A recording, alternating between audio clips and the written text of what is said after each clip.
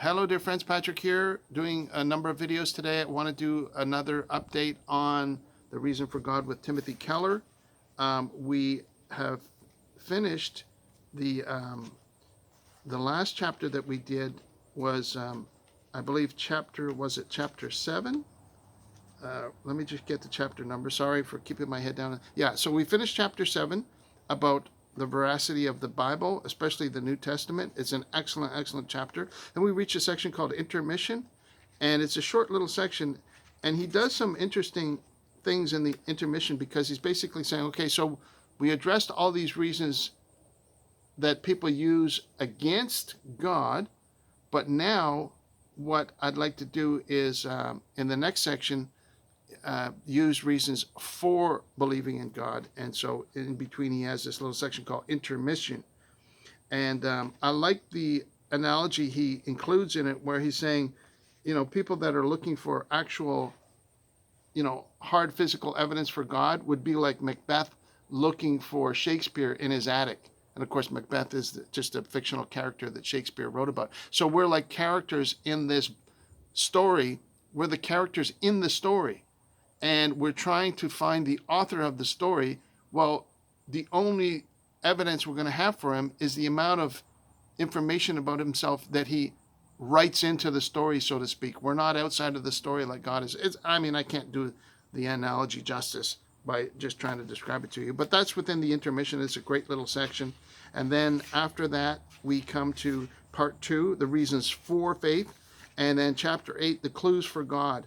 And these are excellent because, again, he's addressing the nonsense that has been perpetuated by Dawkins, Sam Harris, Christopher Hitchens. And in this chapter, he particularly points out Daniel Dennett, who I think I already did a review on one of his books, who I think is the weakest of those 4 apocalyptic horsemen, as they often used to call them.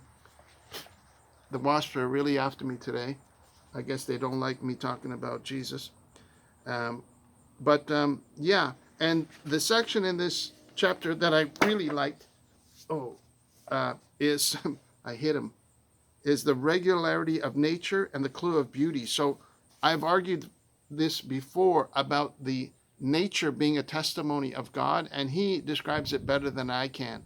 The principles within nature that are beyond evolutionary biology, right? And he describes it better than I can.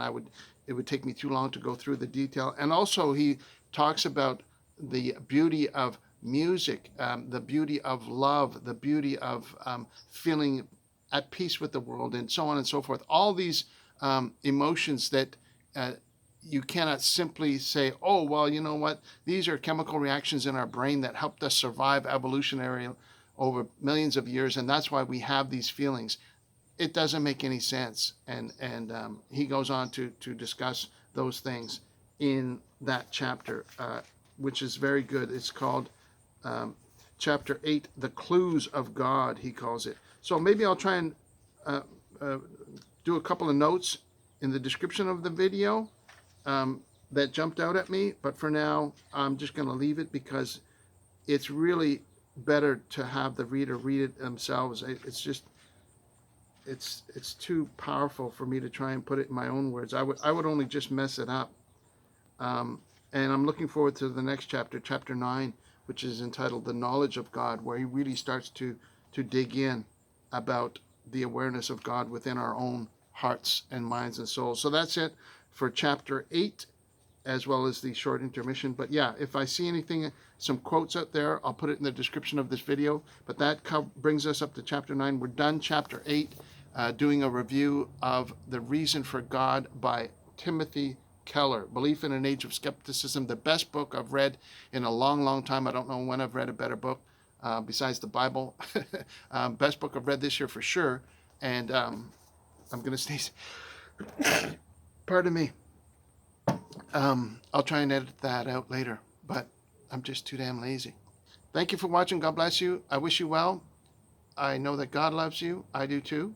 And I hope that you're able to spend time with people you love. So we'll talk to you later. Take care. Have yourself a wonderful day. Bye for now. Watch out for the wasps. They're really nasty.